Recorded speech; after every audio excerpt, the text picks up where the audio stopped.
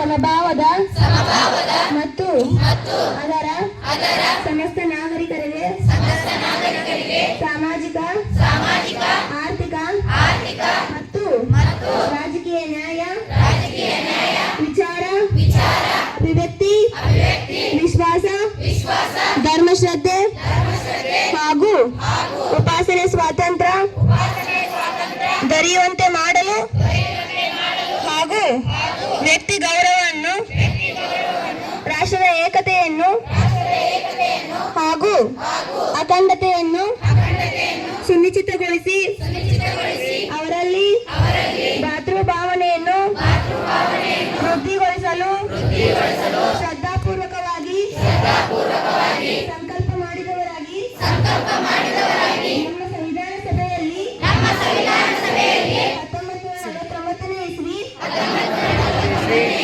November 26ನೇ ತಾರೀಕಾದ ಈ ದಿವಸ